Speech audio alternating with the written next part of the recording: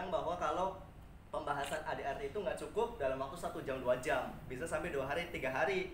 Pada saat SMA saya berpikiran ada alay kan saya tuh kan pembahasan ADRT gini doang sampai 2 hari 2 malam. Terus pas merasakan di Himaptika emang bener sampai 2 hari 2 malam, baru nyadar itu baru emang aslinya harusnya pembahasannya sampai 2 hari 2 malam.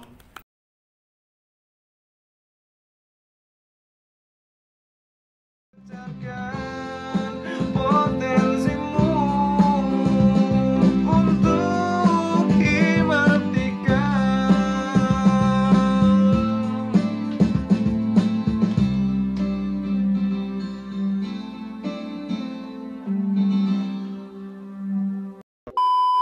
Assalamualaikum warahmatullahi wabarakatuh. Waalaikumsalam warahmatullahi wabarakatuh. Semua pengurus Himaptika.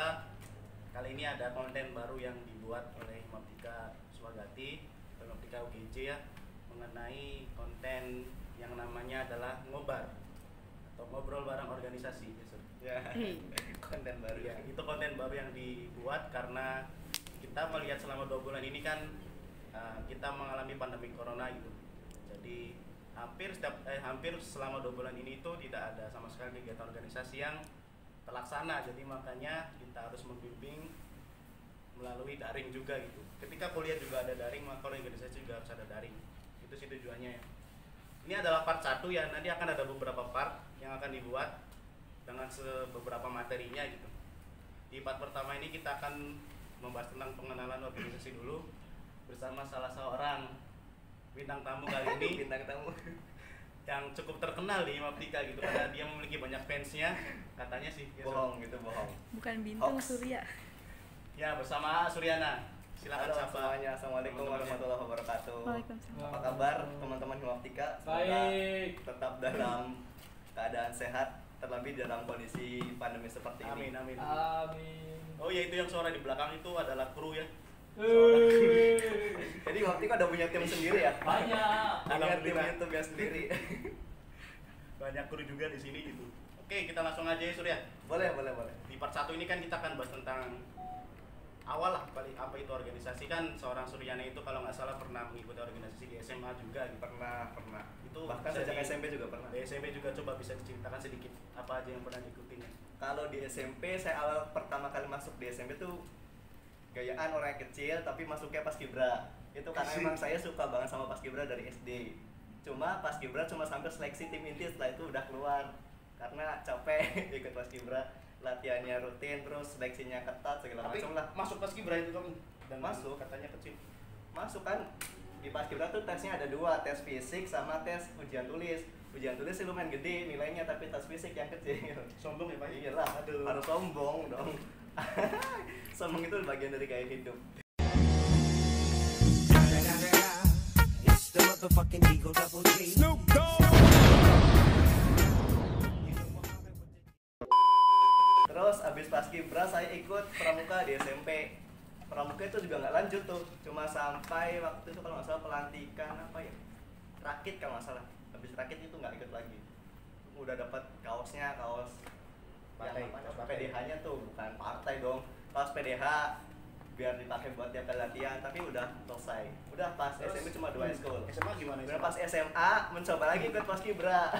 Cuma pas Paskibra SMA persyaratan lebih ribet, jadi nggak mau yang ribet-ribet, jadi pindah ke Rohis sampai jadi pengurus kalau di Rohis. Berarti Anda itu selama di SMA itu pernah menjabat dalam suatu organisasi yang Pernah apa itu? di Rohis pernah menjabat sebagai Menteri Departemen Agama.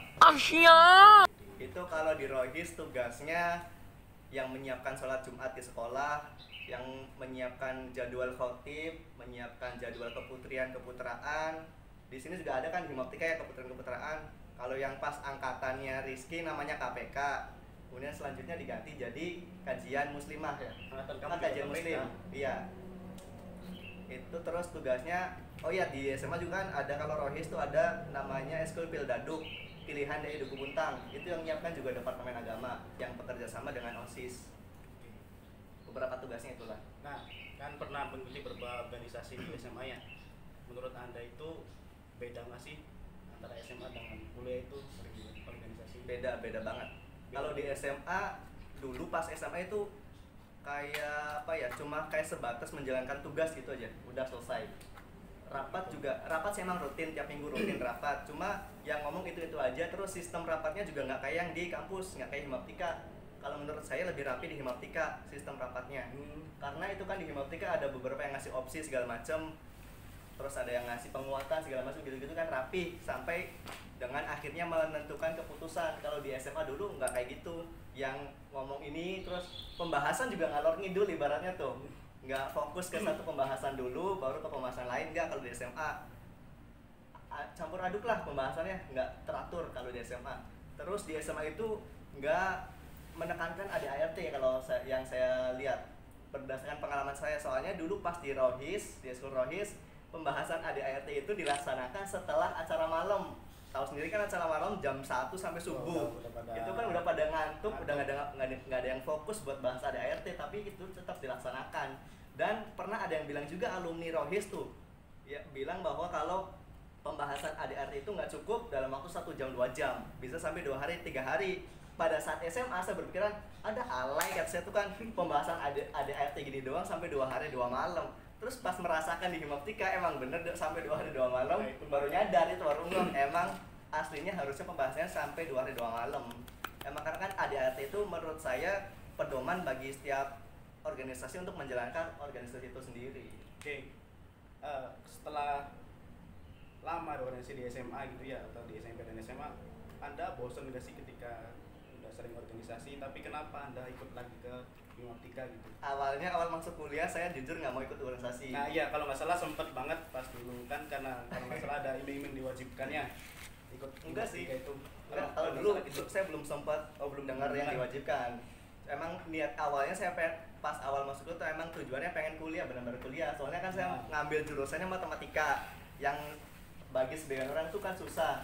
Dan saya juga memang merasakan kesusahan matematika itu. Pas sekolah sama sekali nggak bisa matematika, makanya masuk matematika, pengen bisa, dan pas kuliah pengennya nggak ikut organisasi, tujuannya pengen benar-benar belajar matematika. Tapi pas di kampus, karena pas pertama kali masuk kampus, kemudian habis acara apa yang pertama tuh, WTH ya, Welcome to Himaptika, terus habis itu kan kenal beberapa kakak tingkat. Setelah acara itu kakak tingkat terus seakan-akan kayak kakak sendiri tuh, langsung nyapa.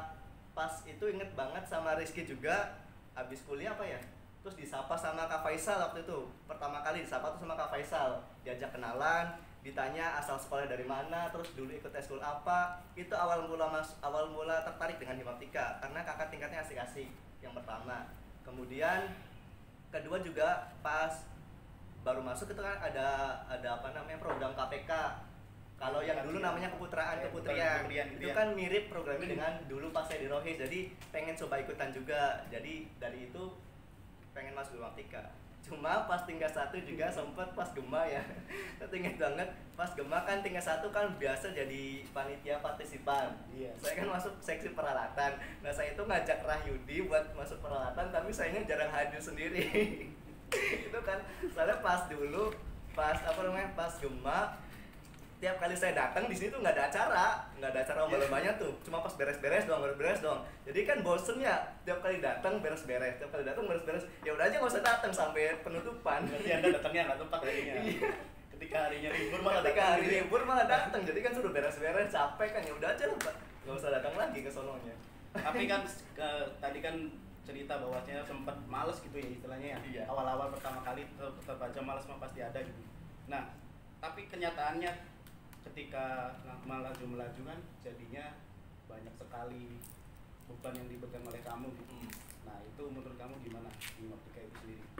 Kalau banyaknya beban pasti setiap orang juga pasti merasakan beban, tapi kan di Himaptika nggak sendirian. Oh, iya. Banyak teman-teman, terlebih ada ketua umum juga yang pasti bertanggung jawab atas bawahan-bawahannya.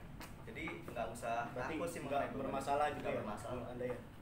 Nah ketika Anda tadinya malas, tapi kenapa makin hari makin tahun itu malah jadi kader, malah jadi ketua pelaksana, malah jadi PJ? Itu apa yang membuat ya seperti itu? Kenapa orang-orang memilih saya jadi kader, jadi PJ, jadi ketua pelaksana? Nah artinya kalau begini, kalau misalkan ada teman-teman di sana gitu yang misalkan seperti kamu dulunya males, nah apa punya saran nggak misalkan itu jadi kader atau apa, atau jadi ketua pelaksana? Kalau udah ditunjuk sih awal sih emang saya jujur pas pertama ditunjuk dia nggak mau, takut. nggak bisa megang amanah, tapi kan udah ditunjuk, coba aja jalani. Terus pasti yang inget kan ada yang di Himaptika kan ada namanya yang apa tuh ketua PJ itu kan apa namanya pelaksanaan apa sih namanya panitia intinya lah bisa dibilang gitu. Itu kan yang bisa membantu ketuplak atau PJ yang lain buat melaksanakan acara tersebut. Jadi pas pernah juga jadi ketua pelaksana varian itu kan cuma ada waktu 2 minggu. Ya, gitu, Itu waduh luar biasa banget tuh kan. PJ-nya tiap hari rapat, habis rapat internal besoknya rapat besar, rapat internal lagi, rapat besar lagi, terus survei. Aduh, pokoknya 2 minggu itu bener-bener pulang malam terus. Itu kan ya banyak teman-teman yang masih mau untuk mendukung ketua pelaksana buat melaksanakan tugasnya. Jadi kalau misalkan ditunjuk sebagai ketua pelaksana atau PJ, coba jalani. Emang pertama pasti takut nggak bisa melaksanakan tugasnya, takut nggak bisa bagi waktunya, pasti saya juga merasakan itu Pak. Terus pas udah berjalan sih udah ada banyak yang bantu, ya alhamdulillah acaranya berjalan dengan lancar sampai selesai. Dan banyak juga pesertanya kan waktu itu varian, walaupun persiapan cuma 2 minggu.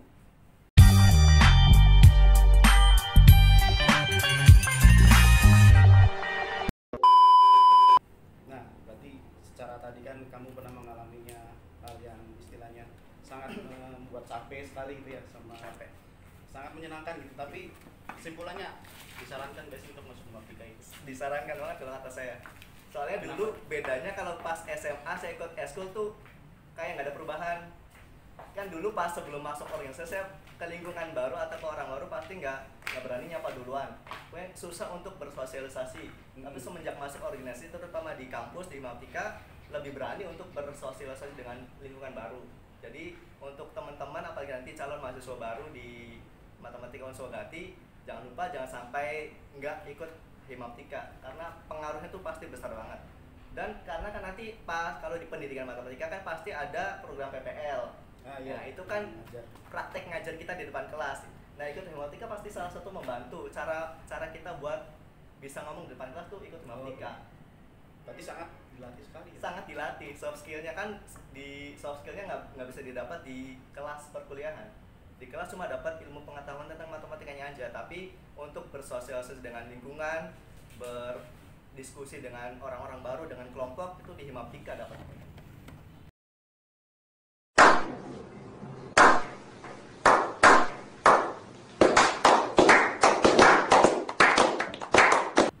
Nah, berarti kesimpulannya nih, secara keseluruhan menurut Anda Himaptika itu dalam satu kalimat itu seperti apa? 2 kata deh, 1 kalimat. Ya boleh 2 kata, boleh 2 kata ya. aja. Boleh 1 kalimat. 1 kalimat kan lebih banyak kan ya. Kalau saya milih 2 kata. 1 paragraf. 2 kata aja lah yang singkat lah. Luar biasa lah. Luar biasa. Oke, benar. Oke, terima kasih kepada Triana untuk hadir pertama kali di acara ngobar Sukses. ini. Sukses Semoga untuk sukses acara dengan ngobar. amin. Semoga sukses dengan karirnya selanjutnya, Amin, dengan Allah, skripsi ya. amin. Dan semoga pandemi ini akan segera berakhir. Amin. Terima kasih. Bisa ketemu lagi Semuanya. dengan Saya Rizky dan Triana pamit. Assalamualaikum warahmatullahi wabarakatuh.